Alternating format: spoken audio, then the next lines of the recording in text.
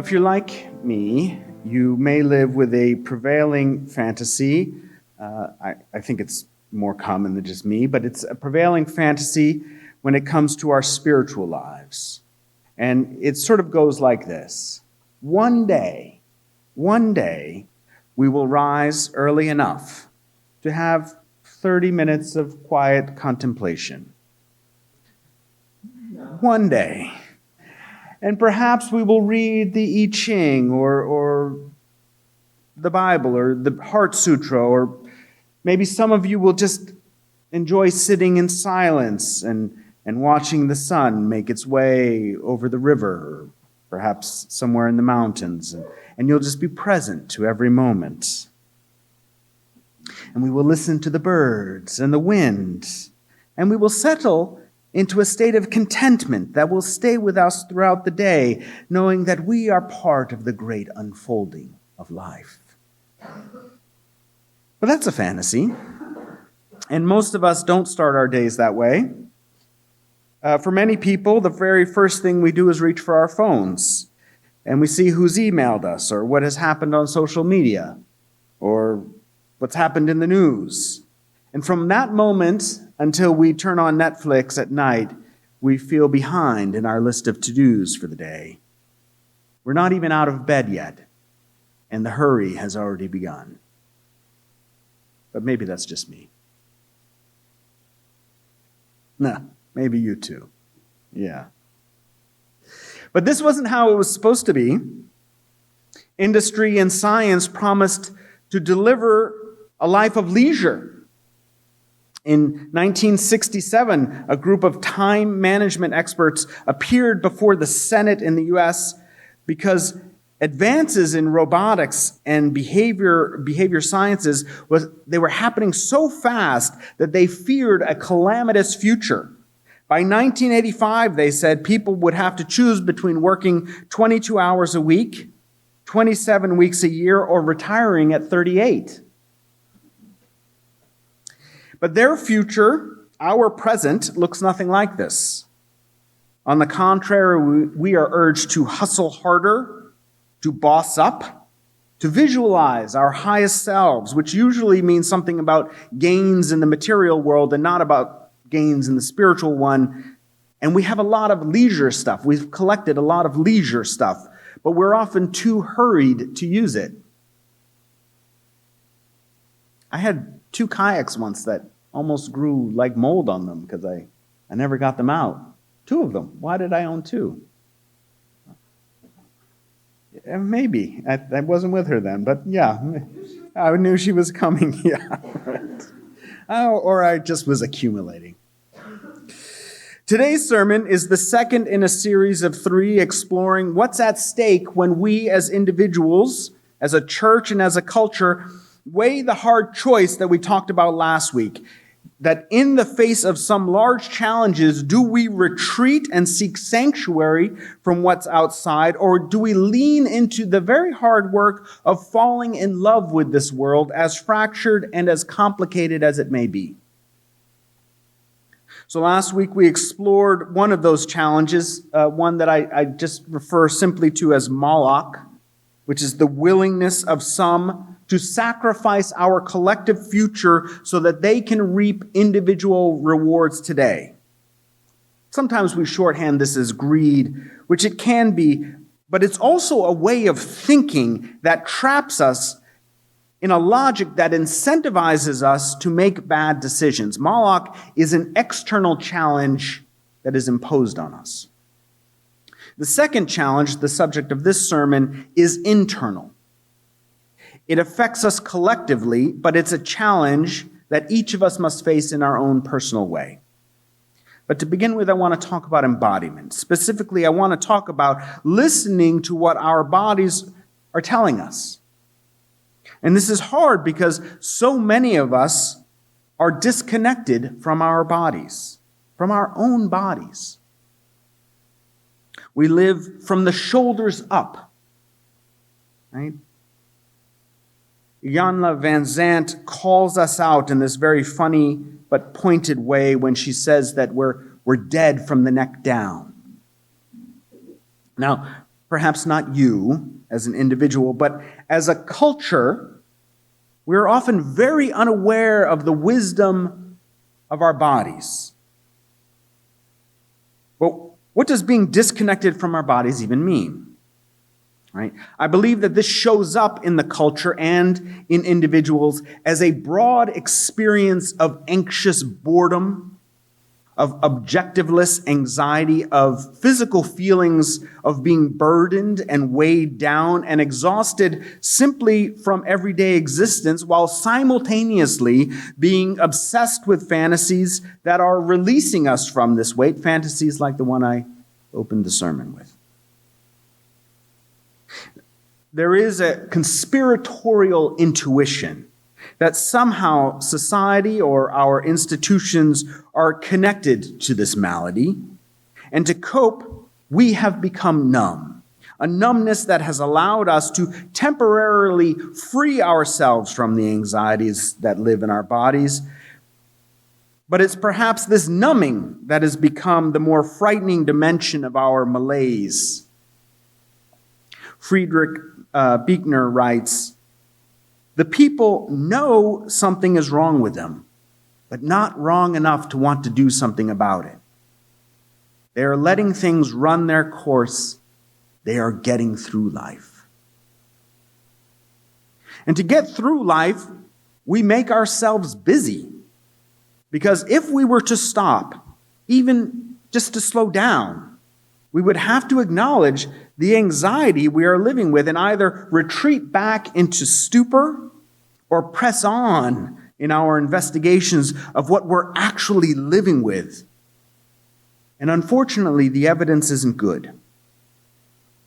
An article published by Science magazine in 2014, presenting findings from 11 studies, showed that subjects would rather administer mild electric shocks to themselves than to sit alone in an empty room for just 15 minutes. Yeah. This is what it means to be dead from the neck down. We would rather shock ourselves than to sit in our own bodies and thoughts for 15 minutes. So we fill our lives from the moment we wake until we turn on Netflix at night in an effort not to be embodied. And one of the best ways of distracting ourselves is work. And whatever Carrie tells you later, this is not me at all. This next part is not me, I swear. Of course not. The term workaholism was coined in 1971 by minister and psychologist Wayne Oates, who described workaholism as the compulsion or the uncontrollable need to work incessantly. It's not the same as working long hours. It's an obsession to hustle harder that comes from within, in no small part because our careers have become our sources of meaning, which conveniently, like the snake eating itself, justifies our hurried lifestyle. How did we get here? Karl Marx, in his analysis of capitalism, talks about how time became inseparable from the commodification of labor, that our schedules, deliverables, deadlines marked off work time from leisure time and attached the hour to money. He believed the clock became a primary tool of social domination, calling out dramatically that time is everything, man is nothing, he is at most time's carcass. I mean, that's a great line, so I'm going to say it again. Time is everything, man is nothing, he is at most time's carcass. But the discontent we feel today is not simply the exploitation of the ruling class. Moshe Postone also calls to our attention that while time is a mechanism of social domination, it has now become an abstract form of compulsion. As modern people, we are willing participants in our own discipline and have become estranged from other relationships with time outside of hourly valuation. But it doesn't end there either, because somewhere along the way, we took one more step, and time took on a symbolic meaning, and our schedules began to say something about who we are as people. Time became attached to values and took on a moral significance. Sometimes we call this the Protestant work ethic. We became disciplined by the clock. These disciplines became internalized, and once they were internalized, we shaped moral thinking and action. Distinctions between good and bad, virtuous and vile, became attached to active and idle. You don't want to be an idle person in this society.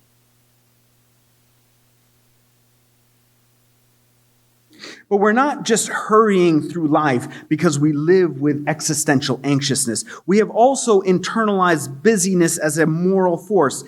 We even see this in parents who both simultaneously worry that their children are overscheduled while not wanting them to waste or lose time. Play for children is acceptable, and at some point it ceases to be acceptable. There is a certain irony in writing this because Marx, of course, quite famous for saying that religion is the opium of the people, but in his day, religion had already begun its decline as the moral source of meaning, and we were already finding it in our work. And today, it is our own internalized discipline that keeps us distracted from the underlying anxiety and provides us with this pseudo source of meaning. Staying busy has replaced religion as the opium of the people. The poetic companions of Marx, writing not on the economic transformations of society, but on the emotional content, began to speak of chronic ennui. That is, a feeling of world weariness, of boredom that devolved into listlessness. In 1733, George Shane published The English Malady in an effort to describe a post-Enlightenment melancholia that had begun to spread through the arts. In fact, it's a stereotype that we continue to hold on to, that the artist is tortured, that great art comes from discontent. But this wasn't always the case. This idea of the tortured artist is a product of modernity. The malady spread through the arts, but beyond it as well. George Steiner speaks of the great ennui as the defining characteristic of the 20th century and faults it being the motivating force of our two world wars, our ecological crisis, and our obsession with technocratic solutions for social structures. Instead of just trying to figure out how do we belong. Just as the Industrial Revolution began to take hold and as religion began to let go, we found ourselves adrift in a search for meaning, but instead of diving inward for meaning, most of society chose to numb out. T.S. Eliot lamented what he saw as a spiritual anemia and a reoccurring human desire to escape the burdens of life and thought.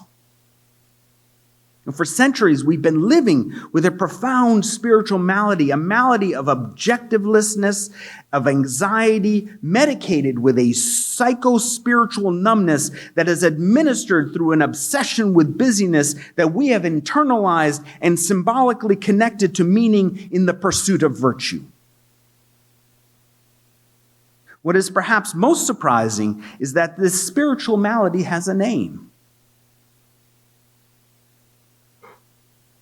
It's acedia. Acedia, A-C-E-D-I-A. And it's a word given to us by the desert mothers and fathers of the early centuries of Christianity. And it simply means not caring. Acedia, not caring, or lack of care. And sometimes acedia is shorthanded as apathy, but it's much more than that. It is the addictive cycle of boredom and busyness that robs us of meaning and calling. The early Ammas and Abbas of the Christian church fled to the Egyptian desert by the thousands to live monastic lifestyles of contemplation. They sought silence and austerity in an effort to understand who they were in relationship to God, to themselves, to society, to the cosmos. And in this contemplative practice, they came up with the 8 harmful thoughts that tempted the monastics away from their vows. They are gluttony, lust, greed, sadness, anger, vainglory, pride, and acedia. What might be surprising to most of us is that the temptation none of us are familiar with, acedia, is the one the monastics were the most concerned about. The temptation to just not care lured them away from their spiritual calling more than anything else. And one of the reasons you are perhaps not familiar with the term acedia is because in the 6th century, Pope Gregory, influenced by the writing of the Desert Ammas and Abbas, created the 7 deadly sins, which you are probably more familiar with. And in doing so, he made 2 changes. First, he relocated the problem away from the thought and placed it in the action, which then undervalued the need for contemplation. But, as a church, you have a little more power if you can forgive the action. So you only needed to be responsible for the action, not the thinking that preceded it. And second, he deleted sadness and acedia and replaced them with sloth, perhaps setting us up centuries later for this moralizing of internalized busyness. And by the turn of the millennia, that is 1,000 years ago, acedia was essentially lost from our language. The Oxford English Dictionary had marked the word as obsolete. But following World War II, the OED brought it back, because writers like Aldous Huxley had begun to use it to explain this chronic ennui of the age. T.S. Eliot, again, in the first few stanzas of the 4 quartets, writes, "Over the strained, time-ridden faces, distracted from distraction by distraction, filled with fancies and empty of meaning, tumid apathy with no concentration." One wonders if this could be written today in critique of our social media age. Susan Cologne, reflecting on Eliot's masterpiece, The Wasteland, calls out the line, "Not hear the darkness in this twittering world," remarking that the word twittering is precisely the term for a person or society in the grips of acedia, an annoying chatter that is neither meaningful speech nor thoughtful, reposeful silence, a noise that makes spiritual inquiry impossible, regardless if we change the name of the app to X. So what do? The poet and author Kathleen Norris points out that acedia and depression are different. Depression is an illness that should be treated with the help of a psychologist or psychiatrist, and possibly with medication. Acedia is a temptation, and it can be resisted. The gift of the Desert Ammas and Abbas is that the 8 harmful thoughts, while serious, are temptations that lead us away from our calling. Many people today might look at the asceticism and austerity of the desert monastics and wonder if it wasn't this discomfort of their path that inspired them to leave their calling. But as Ian Irvine points out, this does not account for the fact that these states of consciousness were, in a sense, courted by the monks. The demons had to be brought out of hiding, right, so to speak, before one could truly experience the spiritual oneness of God. You had to see what was in there. And the monks very probably chose such inhospitable surroundings and an arduous lifestyle as a means to bring on the state of spiritual catharsis. They needed space to look. And I do think that our culture sort of just out of need is responding in the same way. Just as the term acedia was being returned to our language by the poets and writers, we also began to see a return of contemplative practices. People like Yogananda, who arrived in the United States in 1920, the Buddhist teachers that started coming over in the 50s and 60s. Then we saw it happen in the Catholics, the fathers Keating and Maine and Bede, and now most famously Father Rohr. Protestants like Bourgeois have also reclaimed the contemplative path across tradition, reclaimed this path as an authentic spiritual resource to address the chronic ennui, the acedia of our contemporary life.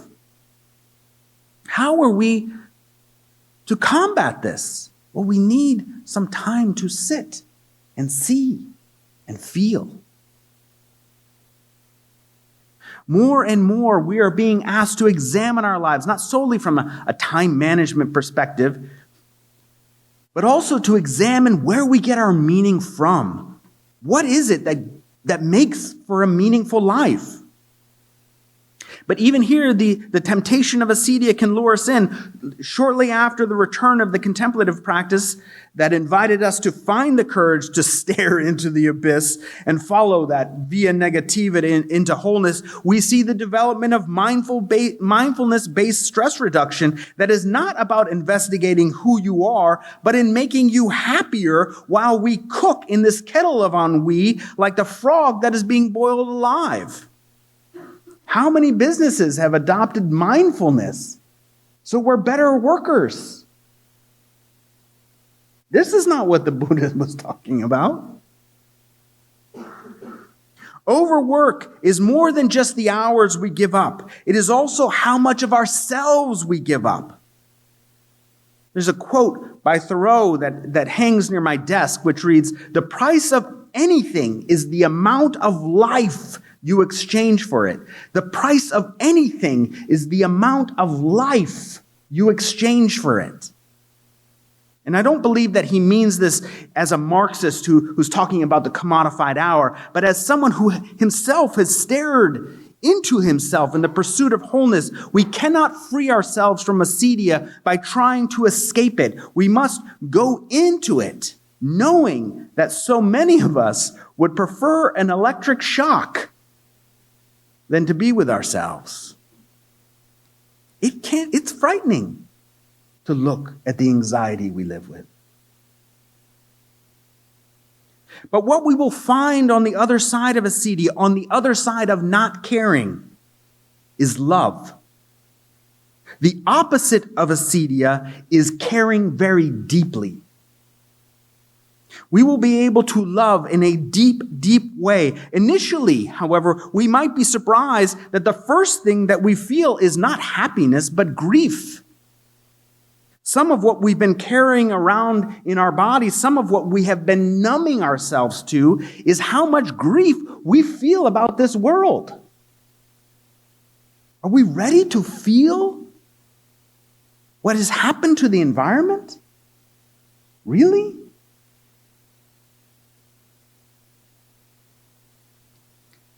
But we can't not feel it. Reestablishing contact with this grief is not a problem. The desert mother, Amma Syncletica, suggests weeping as resistance to acedia, weeping as resistance to not caring. Not as sentimental, but to express our ability to feel grief. Acedia threatens to take away our ability to grieve over things that matter. How often do we see homeless people and we no longer feel anything? We should grieve.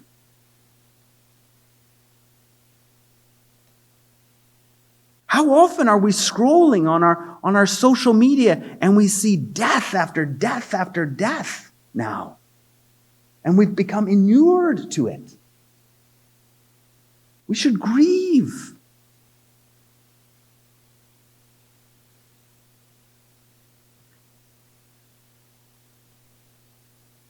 Our inability to feel, to not care, is in part some of the reason for the state of the world today. Some of it is Moloch. Some of it is people who are selling our collective future for their collective gains so they can get another yacht. But some of it is that we have numbed out. That's our work to do, right?